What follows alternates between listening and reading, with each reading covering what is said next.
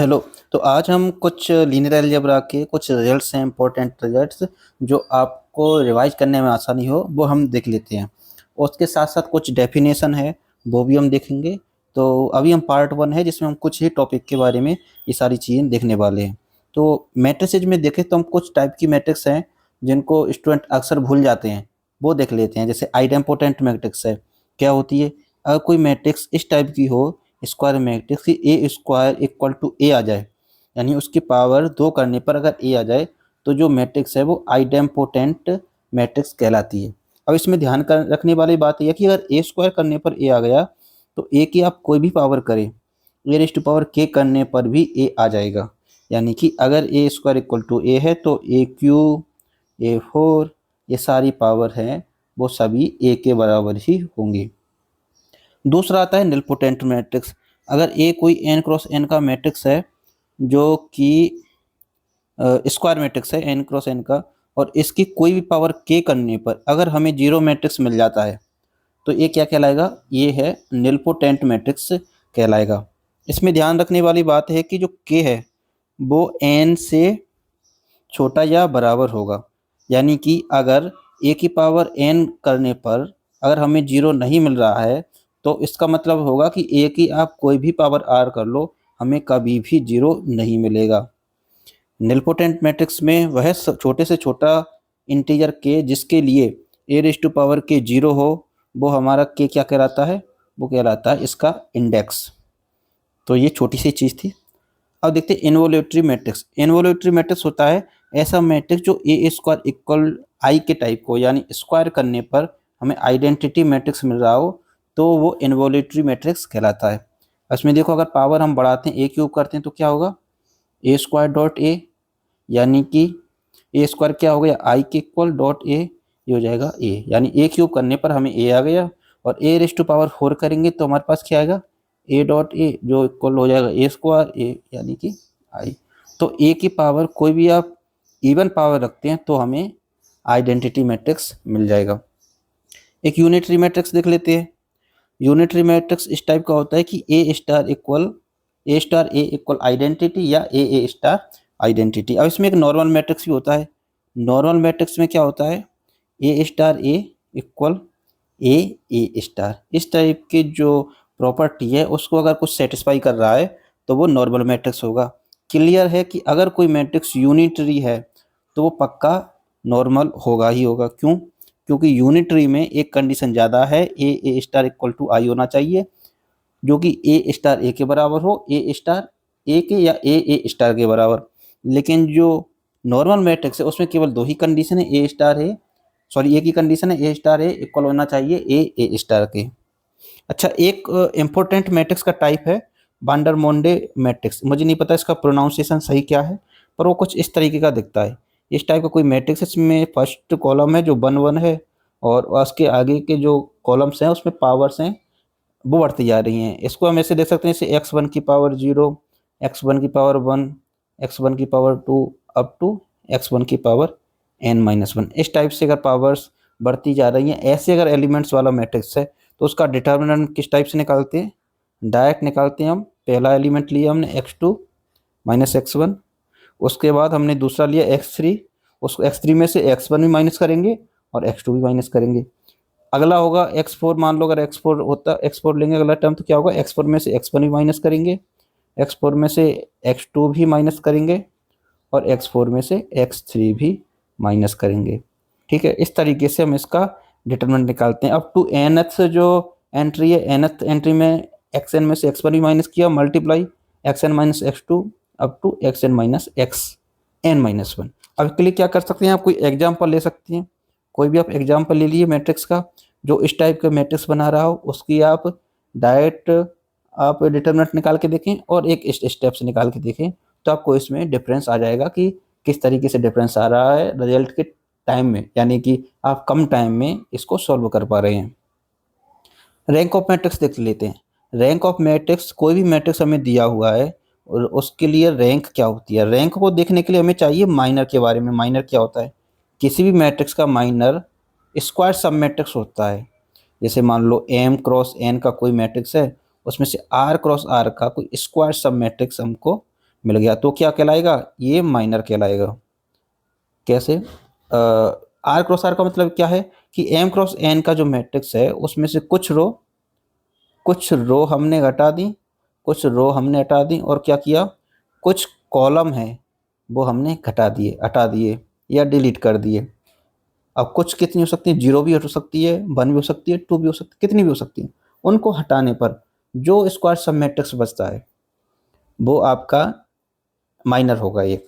बहुत सारे माइनर हो सकते हैं किसी मैट्रिक्स के अंदर। तो रैंक क्या होती है कि ऐसा बड़े से बड़ा माइनर, आर ऑर्डर का माइनर जो हमें नॉन सिंगुलर मैट्रिक्स दे, यानी कि किसी भी मैट्रिक्स ए में एम क्रॉस एन का जो है इसमें से सबसे बड़ा, सबसे मैक्सिमम पॉसिबल ऐसा मैट्रिक्स या ऐसा स्क्वायर सब मैट्रिक्स जिसका डिटर्मिनेंट नॉट इक्वल टू 0 हो, उसका जो ऑर्डर होता है वो इसकी रैंक कहलाती है। तो एग्जांपल देख लेते हैं, जैसे कि आइडेंटिटी मैट्रिक्स है। आइडेंटिटी मैट्रिक्स क्या होता है, 1 0 0 1 इस टाइप से होता है। तो इसमें हम देख रहे हैं कि सबसे बड़ा स्क्वायर सब मैट्रिक्स क्या बन रहा है, ये खुद ही बन रहा है। कितने बाई कितने का बन रहा है, 2 क्रॉस 2 का। तो इसकी रैंक क्या होगी, आई की 2 हो जाएगी। अब कोई मैट्रिक्स ए इस टाइप का हो कि 1 0 0 0, अब इसमें क्या बन रहा है, इसमें स्क्वायर सब मैट्रिक्स क्या बन रहा है, 1 क्रॉस 1 का बन रहा है जिसका डिटरमिनेंट नॉन जीरो हो। तो इसकी रैंक क्या हो गई, रैंक ऑफ ए क्या हो गई, वो हो गई अपनी 1। तो ये रैंक वाली चीज़ है। अब इसमें ध्यान रखने वाली बात है कि स्क्वायर सब मैट्रिक्स हम बना रहे हैं तो मैट्रिक्स का जो भी डिटरमिनेंट होता है वो उसके ट्रांसपोज का भी डिटरमिनेंट होता है। तो हमें अगर आर रो का मैट्रिक्स मिल गया जिसका डिटरमिनेंट नॉन जीरो है तो सीधी सी बात है उसके ट्रांसपोज का डिटरमिनेंट भी नॉन जीरो होगा। और इससे हमें पता चलता है कि अगर कोई मैट्रिक्स है उसके ट्रांसपोज की जो रैंक है वो उसके रैंक के बराबर होगी, यानी rank of A is equal to rank of A transpose. मतलब कोई मैट्रिक्स हमने लिया आर रैंक वाला जिसमें से हमने स्क्वायर सब मैट्रिक्स बनाया था आर ऑर्डर का जिसका डिटरमिनेंट नॉन जीरो था, तो उसका जो ट्रांसपोज लेंगे आप, ट्रांसपोज लेने का मतलब है रो को कॉलम बना दिया, कॉलम को रो बना दिया, तो उसका भी जो डिटर्मिनेंट है नॉन जीरो रहेगा, और डिटर्मिनेंट नॉन जीरो रहेगा तो हमें सेम रैंक दे देगा। एलिमेंट्री मैट्रिक्स क्या होता है, एलिमेंट्री मैट्रिक्स होता है किसी भी आइडेंटिटी मैट्रिक्स को, आइडेंटिटी मैट्रिक्स को एलिमेंट्री ऑपरेशन अगर हम लगा दें, किसी भी आइडेंटिटी मैट्रिक्स पर एलिमेंट्री ऑपरेशन अगर लगा दें। एलिमेंट्री ऑपरेशन कैसे हो गए, जैसे कि किसी रो को किसी रो में से घटा दिया, किसी रो को किसी रो के किसी मल्टीपल में से घटा दिया, इस टाइप की जो मैट्रिक्स हैं, या किसी रो को दूसरे रो से इंटरचेंज कर दिया, उस टाइप के किसी भी आइडेंटिटी मैट्रिक्स में ऑपरेशन लगाने पर जो मैट्रिक्स बनेगा वो एलिमेंट्री मैट्रिक्स होता है। एग्जाम्पल के लिए जैसे मान लो 1 0 0 1 है, ठीक है। अब इसमें हमने क्या किया, रो 2 पे ऑपरेशन लगा दिया, रो 2 प्लस रो 1, तो क्या हो गया, रो 1 तो आपकी सेम रही थी, रो 2 में हमने रो 1 को ऐड करे तो ये 1 1 हो गया। ये क्या हो गया, अपना एलिमेंट्री मैट्रिक्स एक मिल गया। इसी टाइप से आप और भी ऑपरेशन लगा सकते हैं किसी भी तरीके का, वो होता है। और रैंक के कुछ रिजल्ट देखते हैं, इंपॉर्टेंट रिजल्ट जो आपको बार बार क्वेश्चन सॉल्व करने में हेल्प करते हैं और बार बार कन्फ्यूजन भी होता है कि कोई भी मैट्रिक्स हो ए और कोई भी मैट्रिक्स हो बी, उनकी जो रैंक होगी और उनके जो प्रोडक्ट है यानी उनके जो मल्टीपल है उनकी जो रैंक होगी वो हमेशा इन दोनों से कम ही होगी। यानी कि कोई भी दो मैट्रिक्स है ए और बी, उसका प्रोडक्ट किया तो हमेशा ए की रैंक से भी वो कम होगी और बी के रैंक से भी कम होगी। मतलब क्या हुआ, मतलब ये हुआ कि कोई भी आपने दो मैट्रिक्स लिए, उनका प्रोडक्ट किया तो उन दोनों में से जो कोई भी मैट्रिक्स है उसकी रैंक बढ़ा नहीं सकते। किसी भी मैट्रिक्स से आप दूसरे मैट्रिक्स का मल्टीप्लाई करके उसकी रैंक नहीं बढ़ा सकते। तो ये रिजल्ट क्या कहता है, ए बी की जो रैंक है, ए और बी के मल्टीप्लाई करने पर जो रैंक है वो ए की रैंक से भी छोटा होगा और बी की रैंक से भी छोटा होगा। तो इसको मैथमेटिकल ऐसे लिख दिया कि दोनों के मिनिमम है उससे भी छोटा होगा। इसका एक और रिजल्ट होता है जो काम आता है, वही होता है कि ए बी का जो रैंक है वो किससे बड़ा होगा, ए बी का रैंक है वो हमेशा क्या होगा, rank of A B is always greater than rank of A plus rank of B minus वो जो इनको मल्टीप्लाई करवा रहा है। जैसे यहाँ पे इस केस में हम देखते हैं, इस केस में जो एन है वो n इसको मल्टीप्लाई करवा रहा है तो माइनस n, जो मल्टीप्लाई करवा रहा है उसको हम माइनस कर देते हैं।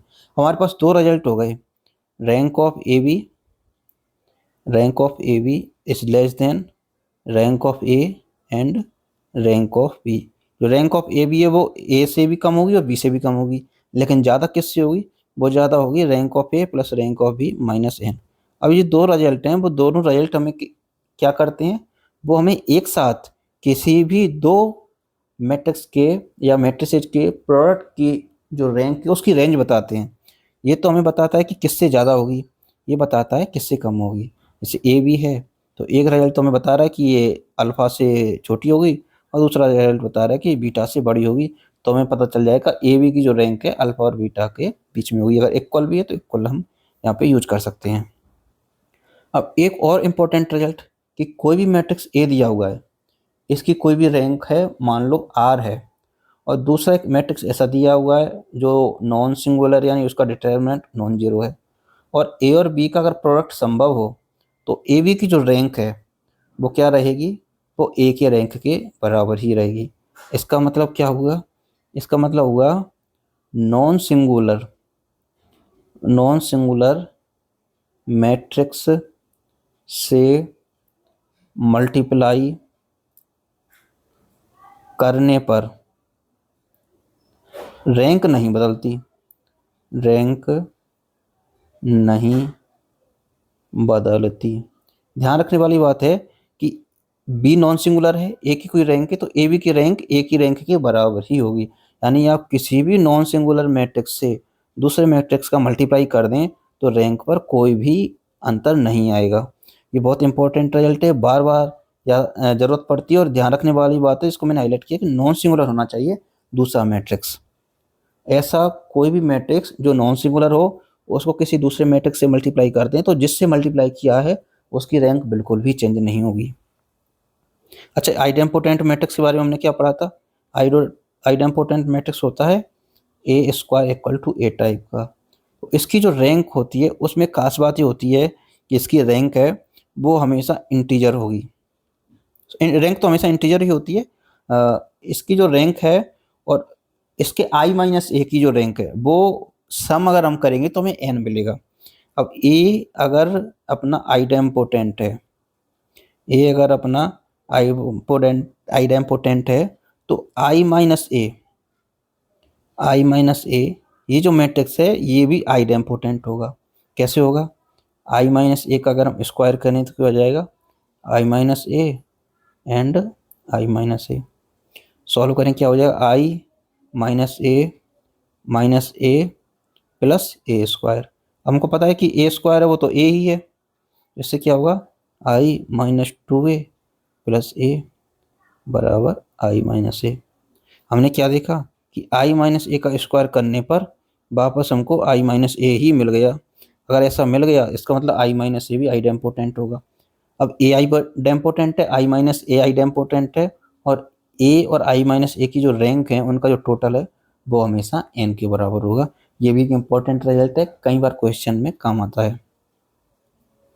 अच्छा, अब एडजॉइंट के बारे में देखते हैं कि अगर किसी मैट्रिक्स की रैंक दी हुई हो उसकी एडजॉइंट की रैंक क्या होगी।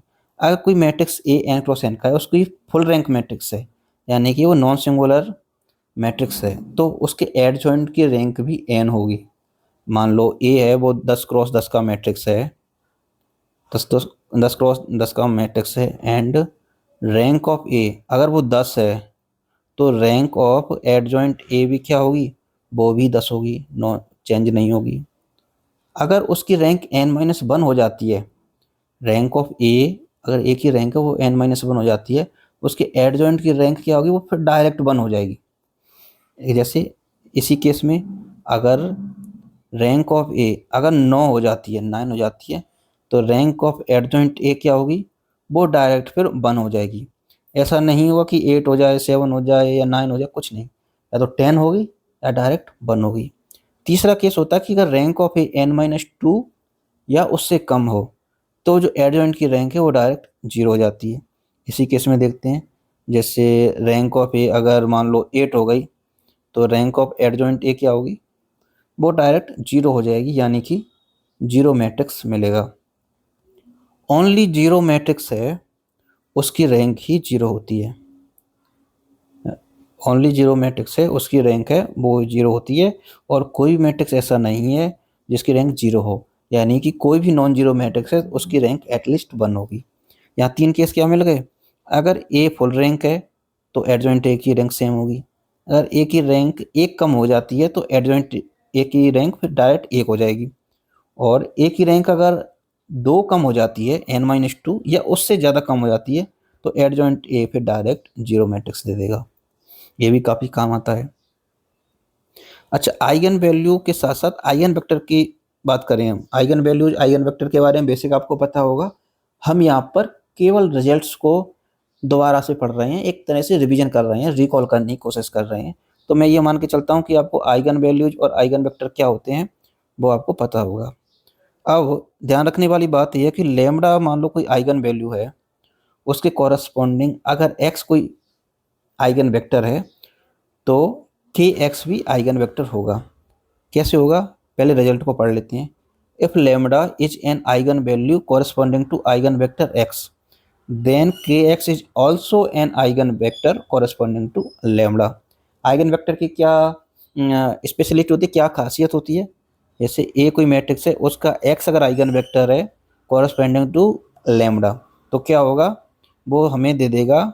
हम किसी भी मैट्रिक्स को उसके आइगन वेक्टर से मल्टीप्लाई करते हैं तो एक तो हमें आइगन वैल्यू बाहर मिल जाती है, और जो वो मैट्रिक्स का आइगन वेक्टर है वो एक्स्ट्रा वैसा की वैसा आ जाता है। हम के एक्स की बात करें कि ए है, उसका अगर एक्स आइगन वेक्टर है तो के एक्स से अगर हम मल्टीप्लाई करें तो क्या होगा, इसको रख सकते हैं के मल्टीप्लाई ए एक्स। अब ए एक्स बराबर क्या होता है, लैम्बडा एक्स, यानी हो गया लैम्बडा एक्स। इसको लिख सकते हैं हम के लैम्बडा इंटू एक्स, इस टाइप से कुछ। तो जो आइगन वैल्यू है इसको हम लिख सकते हैं लैम्बडा इंटू के एक्स। वापस से ये मैंने एक स्टेप ऐसे ही लग दिया एक्स्ट्रा। तो जो आइगन वैल्यू लैम्बडा है उसके लिए जो आइगन वेक्टर है के या एक्स, उसको किसी भी नंबर रियल नंबर के से मल्टीप्लाई करेंगे तो हमें जो वेक्टर मिलेगा वो भी आइगन वेक्टर होगा, उसी आइगन वैल्यू लैम्बडा के लिए। अब एक और रिजल्ट है, आइगन वेक्टर की बात आई है तो, कि कोई भी आइगन वेक्टर है, कोई भी आइगन वेक्टर है वो एक से ज़्यादा आइगन वैल्यूज के लिए आइगन वेक्टर नहीं हो सकता।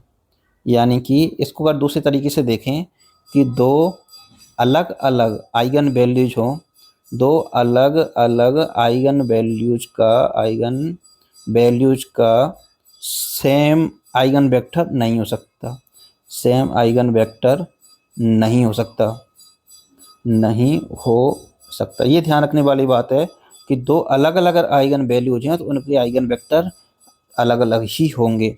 और दूसरे तरीके से हम कह सकते हैं कि एक आइगन वेक्टर है वो दो अलग अलग आइगन वैल्यूज के या more than one eigen values के कॉरस्पॉन्डिंग आइगन वेक्टर नहीं हो सकता। ध्यान रखना है हमेशा, कभी भी इसमें कन्फ्यूजन नहीं होना है। और इसका ही एक और आगे के स्टेप वाला रिजल्ट है, eigen vectors corresponding two distinct eigen values must be linearly independent. यानी कि अलग अलग अगर आइगन वैल्यूज हैं हमारे पास, अलग अलग आइगन वैल्यूज हैं तो उनके लिए जो आइगन वेक्टर्स होंगे वो हमेशा लीनियरली इंडिपेंडेंट होंगे। लीनियरली इंडिपेंडेंट का मतलब है कि एक आइगन वेक्टर को किसी भी नंबर के से मल्टीप्लाई करके या लीनियर कॉम्बिनेशन में बना के हम दूसरा आइगन वेक्टर नहीं बना सकते। ये हम बात कर रहे हैं अलग अलग आइगन वैल्यूज के लिए। सेम आइगन वैल्यूज के केस में तो ऐसा नहीं होगा। सेम आइगन वैल्यूज के लिए तुमको पता था कि अगर एक्स आइगन वेक्टर है तो के एक्स भी आइगन वेक्टर होगा, एक्स आइगन वेक्टर है तो के एक्स भी आइगन वेक्टर होगा। लेकिन अलग अलग आइगन वैल्यूज के लिए अलग अलग आइगन वेक्टर हमें मिल रहे हैं तो वो हमेशा लीनियरली इंडिपेंडेंट होंगे। और स्पेक्ट्रम की बात देखें हम, स्पेक्ट्रम क्या होता है, ये जो वर्ड है कई बार एग्जाम में आता है, स्टूडेंट कंफ्यूज होते हैं स्पेक्ट्रम क्या था, स्पेक्ट्रम हम भूल गए। क्योंकि इसके आने की वजह से मान लो पार्ट सी में कोई क्वेश्चन आया, स्पेक्ट्रम का आपको नहीं पता है, उसकी वजह से आपका एक ऑप्शन गलत हो गया तो आपके डायरेक्ट 4.75 मार्क्स चले गए। और अगर ऐसा हो गया तो हो सकता है कि आप जो जेआरएफ में आने वाले थे वो जेआरएफ से डायरेक्ट आप नेट में रह गए, या आपका नेट होना था वो आपका नेट नहीं हो पाया एक क्वेश्चन से। क्यों, स्पेक्ट्रम का नहीं पता था। कुछ नहीं, spectrum the set of distinct eigen values of A matrix is called its spectrum. अलग अलग आइगन वैल्यूज का जो सेट है वो स्पेक्ट्रम कहलाता है। जैसे मान लो कोई ए है, उसकी आइगन वैल्यू 1, 9, 8 और 0 है, और 0 है और 8 है और 1 है। तो इसका स्पेक्ट्रम क्या होगा? इसका स्पेक्ट्रम क्या होगा? जो सेट होगा उसमें क्या आएगा? 0 eigen value, 1 eigen value, 8 eigen value, 9 eigen value. ये इसका स्पेक्ट्रम हो गया। मतलब एक ऐसा सेट जिसमें सारी आइगन वैल्यूज को हमने डाल दिया, उसका स्पेक्ट्रम हो गया। छोटी सी चीज़ है लेकिन क्वेश्चन गलत करवा देती है। एक रिजल्ट है x1 and x2 are eigen vectors for lambda. अगर x1 और x2 आइगन वेक्टर है लैम्डा के लिए, उनका लीनियर कॉम्बिनेशन है kx1 plus kx2 is also an eigen vector. ये किसका जनरलाइजेशन है? अभी अभी हमने देखा था ना ये वाला कि अगर x आइगन वेक्टर है तो kx भी आइगन वेक्टर होगा। ये तो हमने एक आइगन वैल्यू के लिए देखा था। एक आइगन वैल्यू के लिए अगर x1 और x2 दो अलग अलग आइगन वेक्टर है तो क्या होगा? kx1 और kx2 इनका जो लीनियर कॉम्बिनेशन है वो भी आइगन वेक्टर होगा लैम्डा के लिए। थोड़ा सा जनरलाइज फॉर्म में हो गया, यानी कि आइगन वेक्टर्स का लीनियर कॉम्बिनेशन वो भी आइगन वेक्टर होगा। सिमिलर मैट्रिक्स देख लेते हैं। सिमिलर मैट्रिक्स क्या होता है? दो मैट्रिक्स ए एंड बी, ये सिमिलर कहलाएंगे।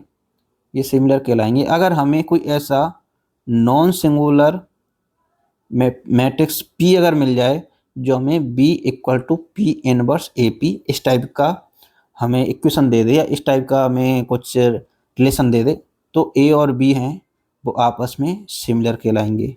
सिमिलर का मतलब क्या होगा? उनकी रैंक सिमिलर होगी, उनका ट्रेस सिमिलर होगा, उनका कैरेक्टरिस्टिक पॉलिनोमियल सिमिलर होगा, और उनका सीधी सी बात है कैरेक्टरिस्टिक पॉलिनोमियल सेम हो गया, उनका डिटर्मिनेंट भी सेम होगा। अगला रिजल्ट भी कहता है कि similar matrix have same characteristic polynomial. अगर दो मैट्रिक्स सिमिलर हैं तो उनकी कैरेक्टरिस्टिक पॉलिनोमियल भी सेम होगी, इससे उनकी रैंक, उनकी ट्रेस, उनकी डिटरमिनेंट वो सारी चीज़ें सेम हो जाएंगी। एक और इम्पोर्टेंट चीज़ कि अगर ए कोई मैट्रिक्स है उसकी आइगन वैल्यू लैम्डा है तो ए स्क्वायर की आइगन वैल्यू क्या हो जाएगी? लैम्डा स्क्वायर हो जाएगी। यानी कि if A N cross n कोई मैट्रिक्स है and lambda is an eigenvalue of A, then lambda square is an eigenvalue of A square. In general हम देखें, इन जनरल क्या होगा? ए की पावर कोई के है, उसके लिए आइगन वैल्यू क्या हो जाएगी? लैम्डा की पावर के पक्का होगी। और ये हमें आगे मोटिवेट करता है एक थ्योरम पढ़ने के लिए जिसका नाम है कैली हैमिल्टन थ्योरम। उसमें इसका कहीं ना कहीं थोड़ा सा यूज होता है। हाँ, अगला आ गया चलो रिजल्ट। अगला रिजल्ट क्या कहता है कि ए एन क्रॉस एन का कोई मैट्रिक्स है, बी एन क्रॉस एन का मैट्रिक्स है, तो ए बी की जो कैरेक्टरिस्टिक पॉलिनोमियल है वो बी ए की कैरेक्टरिस्टिक पॉलिनोमियल के बराबर होगी। इसका मतलब क्या होगा? ए बी की जो जो आइगन वैल्यूज हैं वो ही आइगन वैल्यूज बी ए की होंगी। ये किस केस में? जब ए भी एन क्रॉस एन का हो, बी भी एन क्रॉस एन का हो। अगर कुछ ऐसा हुआ, मान लो ए बी है वो एम क्रॉस एम का बन गया और बी ए है वो एन क्रॉस एन का बन गया, तो जो नॉन जीरो आइगन वैल्यू है वो तो दोनों की सेम होंगी with geometric multiplicity, algebraic multiplicity के साथ सेम होंगी, लेकिन जो एक्स्ट्रा आइगन वैल्यूज बच रही हैं वो सारी जीरो हो जाएंगी। कैसे? इसको थोड़ा सा एग्जांपल से समझते हैं। जैसे मान लो ए बी है, वो अपना 5x5 का मैट्रिक्स बन रहा है, उसकी आइगन वैल्यूज है 1, 2, 3, 4 एंड 5, और बी ए है वो 7x7 का बन रहा है, तो उसकी आइगन वैल्यूज क्या होंगी? उसकी आइगन वैल्यू 5 तो वही होंगी जो ए बी की हैं, 1, 2, 3, 4 एंड 5। बाकी जो दो एक्स्ट्रा आइगन वैल्यूज बच रही हैं वो 0 एंड 0 ये हो जाएंगी। तो आपको ध्यान रखना है कि ए बी और बी ए की जो नॉन जीरो आइगन वैल्यूज हैं वो तो सेम होती हैं, लेकिन जो एक्स्ट्रा आइगन वैल्यूज हैं वो उनकी 0 हो जाती हैं। ये कई बार काम आ जाता है। अगला रिजल्ट देखते हैं। Sum of entries of each row of A N cross N is same. मान लो उसको अल्फा बोल दिया, then alpha is one of the eigenvalue. कोई मैट्रिक्स दिया हुआ है ए, कोई मैट्रिक्स ए दिया हुआ है, इसकी पहली रो की भी सम अल्फा है, दूसरी रो का सम भी अल्फा है, इसी तरह से nth रो का सम भी अल्फा है, तो क्या होगा, अल्फा इसकी एक आइगन वैल्यू हो जाएगी। इसी तरह से कॉलम में भी ये चीज़ होती है। मान लो कॉलम, पहले कॉलम का सम बीटा है, दूसरे कॉलम का सम भी बीटा है, और लास्ट के कॉलम का सम भी बीटा है, तो बीटा इसकी एक आइगन वैल्यू हो जाएगी। ध्यान रखने वाली बात है, अगर किसी मैट्रिक्स की सारी रो, हर रो का सम अल्फा हो या कोई भी नंबर हो, तो जो नंबर है वो इसकी एक आइगन वैल्यू पक्का होगी। ये हमें कब काम आता है, ये जब काम आता है कोई बड़ा सा मैट्रिक्स दिया हुआ हो, उसकी आइगन वैल्यू निकालनी हो, तो एक आइगन वैल्यू हम इस तरीके से निकालने की कोशिश कर सकते हैं कि कहीं उसकी सारी रोज हैं या उसके सारे कॉलम्स हैं, उनका जो सम है वो इक्वल सेम तो नहीं आ रहा। अच्छा, कुछ मैट्रिसेज हैं, उनकी आइगन वैल्यू किस टाइप की होंगी वो देखते हैं। अगर कोई हर्मिशियन मैट्रिक्स है तो उसकी जो आइगन वैल्यूज होती है वो हमेशा प्योरली रियल होंगी, और इसी के कोरिलरी मान सकते हैं कि अगर रियल सिमेट्रिक मैट्रिक्स है तो उसकी आइगन वैल्यूज हैं वो प्योरली रियल होंगी। यूनिटरी मैट्रिक्स, उसकी आइगन वैल्यू यूनिट मॉड्यूलस की होती हैं, और इसी की कोरिलरी है कि ऑर्थोगोनल मैट्रिक्स होगा तो उसकी आइगन वैल्यूज जो है यूनिट मॉड्यूलस की होंगी। निलपोटेंट मैट्रिक्स है, उसकी जो आइगन वैल्यूज हैं वो हमेशा जीरो होंगी। ये इसके अलावा आप जैसे देखना चाहें कि कोई भी आइडेम्पोटेंट मैट्रिक्स है, वो किस टाइप का होता है, A square equal to A type का होता है। तो इससे किसकी कैरेक्टरिस्टिक पॉलिनोमियल बनाना चाहें तो क्या हो जाएगी, एक्स स्क्वायर माइनस एक्स हो जाएगी। इसका इक्वेशन क्या हो जाएगी, x square minus x equal to zero. इससे एक्स इक्वल टू आएगा हमारे पास 0 एंड 1। तो जो आइडेम्पोटेंट मैट्रिक्स होता है उसकी जो आइगन वैल्यूज होती है वो या तो 0 होगी या 1। और इसमें एक रिजल्ट और ध्यान देने वाला कि आइडेम्पोटेंट मैट्रिक्स है, उसकी रैंक है, वो रैंक किसके बराबर होती है, उसकी रैंक होती है जितनी भी हमारे पास आइगन वैल्यूज 1 आ रही हैं उसके बराबर।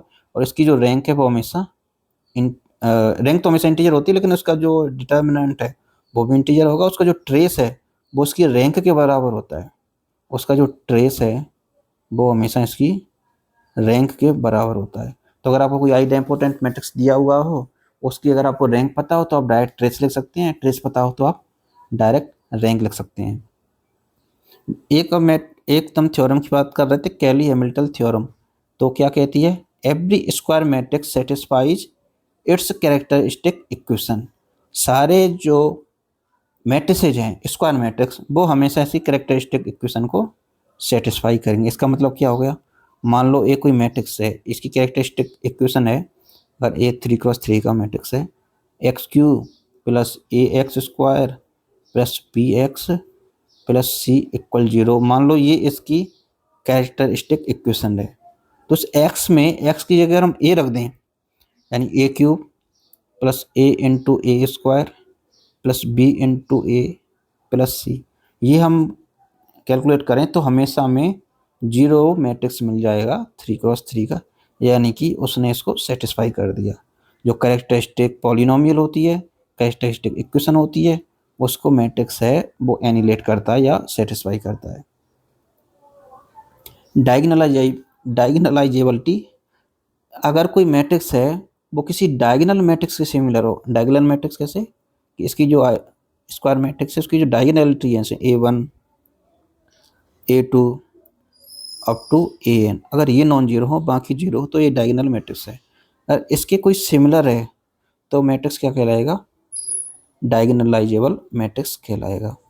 अब डायगोनलाइजेबल मैट्रिक्स है तो क्या होगा, उसका रिजल्ट है कि डायगोनलाइजेबल मैट्रिक्स होगा अगर उसकी सारी आइगन वैल्यूज हैं वो लीनियरली इंडिपेंडेंट हो। सॉरी, ये कन्वर्स में होता है कि अगर कोई मैट्रिक्स डायगोनलाइजेबल है तो उसकी जो सारी आइगन वेक्टर्स हैं वो लीनियरली इंडिपेंडेंट होंगे। इसको दूसरे तरीके में से कैसे कह सकते हैं, मान लो A n क्रॉस n का डायगोनल मैट्रिक्स है, n क्रॉस n का डायगोनल मैट्रिक्स है, तो इसके पास n linearly independent eigen vectors होंगे। अब इसमें एक चीज़ और ध्यान रख सकते हैं कि अगर इस n क्रॉस n का मैट्रिक्स है और इसकी n अलग अलग n डिस्टिंक्ट आइगन वैल्यू मिल जाएं, n डिस्टिंक्ट आइगन वैल्यूज मिल जाएं, तो ये जो मैट्रिक्स है वो क्या होगा, वो डायगोनलाइजेबल होगा। यानी कि एन डिस्ट्रिक्ट आइगन वैल्यूज वाला जो मैट्रिक्स है एन क्रॉस एन का, वो डायगोनलाइजेबल होगा। क्यों? क्योंकि एन डिस्ट्रिक्ट आइगन वैल्यू है, तो उसके लिए जो आइगन वेक्टर मिलेंगे वो आपस में लीनियरली इंडिपेंडेंट मिलेंगे एन, और जब N linear independent eigenvectors मिल गए तो मैट्रिक्स है वो डायगोनलाइजेबल हो गया। मिनिमल पॉलिनोमियल क्या होता है? हमने देखा था कैली हैमिल्टन थ्योरम में से कि जो कैरेक्टरिस्टिक इक्वेशन होती है वो उस मैट्रिक्स को सेटिस्फाई करती है, जीरो देती है। जैसे 3x3 का मैट्रिक्स है तो उसमें 3 की कोई अपनी को पॉलिनोमियल इक्वेशन मिलेगी जो उसको सेटिस्फाई करेगी। लेकिन जैसे 3x3 का है तो ऐसा तो हो सकता है कि 3 वाली कोई भी हमें इक्वेशन मिल जाए जो उसको सेटिस्फाई करे, लेकिन 3 से कम पावर वाली कोई और मैट्रिक्स भी मिल सकती है, जैसे मान लो 2 पावर वाली मिल गई जो जीरो दे दे। तो ऐसी छोटी से छोटी पावर वाली पॉलिनोमियल, छोटी से छोटी डिग्री वाली पॉलिनोमियल जो इस मैट्रिक्स को एनिलेट करे वो उसका मिनिमल पॉलिनोमियल कहलाता है। ठीक है, इसमें दो चीज़ ध्यान रखनी है कि मिनिमल पॉलिनोमियल हमेशा यूनिक रहेगा, कभी भी दो मिनिमल पॉलिनोमियल नहीं मिलेंगे। साथ में जो मिनिमल पॉलिनोमियल है वो हर उस पॉलिनोमियल को डिवाइड करेगा जो ए को एनिलेट करती हैं, उस मैट्रिक्स को एनिलेट करती हैं।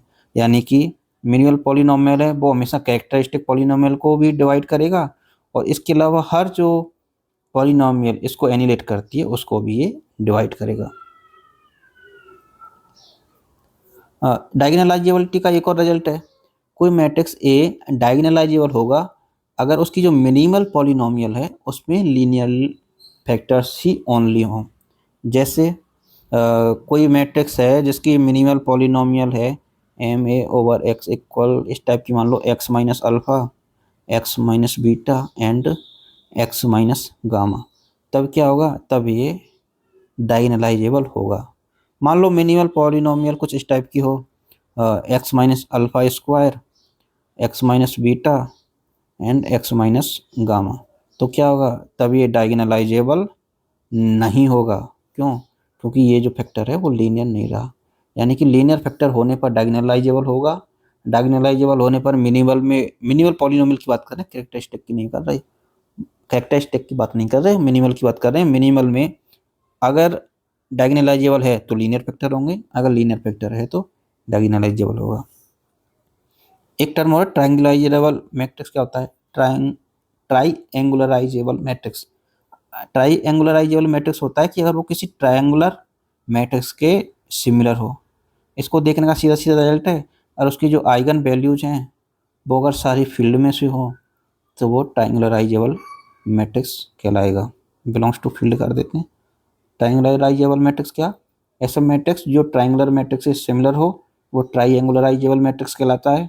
और उसको पता कैसे लगाएंगे? उसकी आइगन वैल्यूज अगर फील्ड में से हैं तो वो ट्राईएंगुलराइजेबल मैट्रिक्स कहलाएगा। एक बहुत अच्छा सिंपल सा इंपॉर्टेंट रिजल्ट है कि कोई भी दो मैट्रिक्स ए और B, A B minus B A का ट्रेस क्या हो जाएगा? A B minus B A का ट्रेस क्या हो जाएगा? इसमें कुछ A B minus B A का ट्रेस क्या हो जाएगा? A B minus B A का ट्रेस हो जाएगा जीरो, क्योंकि A B minus B A का ट्रेस क्या होता है? इसमें कुछ टूल्स में कुछ प्रॉब्लम हो गई थी, मैं इसको वापस कैंसिल करके दोबारा से लिखता हूँ। A B minus B A का ट्रेस क्या हो जाएगा? A B minus B A, उसका ट्रेस क्या हो जाएगा? Trace of A B minus trace of B A, और वो क्या हो जाएगा? जीरो के इक्वल। यानी लेफ्ट साइड का ट्रेस तो जीरो है, अगर राइट साइड में इक्वल टू आइडेंटिटी होता तो राइट साइड का ट्रेस क्या हो जाता? वो एन हो जाता। But zero is not equal to n for any natural number, तो ए बी और बी ए कभी भी इनका डिफरेंस आइडेंटिटी के बराबर नहीं होगा। और एक राष्ट्र देख लेते हैं कि कोई भी रियल सिमेट्रिक मैट्रिक्स है, कोई भी रियल सिमेट्रिक मैट्रिक्स है वो हमेशा डायगोनलाइजेबल होगा। सी यहाँ पर लिख दिया ई यहाँ पर लिख दिया के और के। अब कोई भी रियल सिमेट्रिक मैट्रिक्स है वो हमेशा डायगोनलाइजेबल होगा। तो आज हमने कुछ रिजल्ट्स देख लिए जिसमें हमने कुछ मैट्रिक्स भी देखी, कुछ हमने रैंक से रिलेटेड रिजल्ट देखे, कुछ हमने आइगन वैल्यूज और आइगन वेक्टर से रिलेटेड रिजल्ट देखे। तो ये जो रिजल्ट्स हैं वो आपको बहुत बार एग्जाम में काम आते हैं और डायरेक्ट क्वेश्चन सॉल्व करने में इनकी हेल्प होती है। अगर आपको ये रिजल्ट पता है तो आपको जो टाइम है, वो आपका टाइम है क्वेश्चन सॉल्व करने का, वो काफ़ी कम हो जाएगा। ये रिजल्ट नहीं भी पता हो तब भी आप हो सकता है क्वेश्चन कर लें, लेकिन अगर ये पता है तो आपका काम बहुत आसानी से हो जाएगा और टाइम बच जाएगा, तो आपके जो मार्क्स हैं वो ज़्यादा हो जाएंगे। ठीक है, तो आप अभी इसको देखिए, और अगर कभी और होता है तो हम आगे के जो टॉपिक हैं उन पर भी कुछ इस तरह का डिस्कशन कर लेंगे, जिसमें हम कुछ कम टाइम में सारे रिजल्ट्स को, कुछ टॉपिक से रिलेटेड जो इम्पोर्टेंट रिजल्ट्स हैं उनको हम देख लेंगे, ताकि हम आसानी से क्विक रिवीजन कर सकें।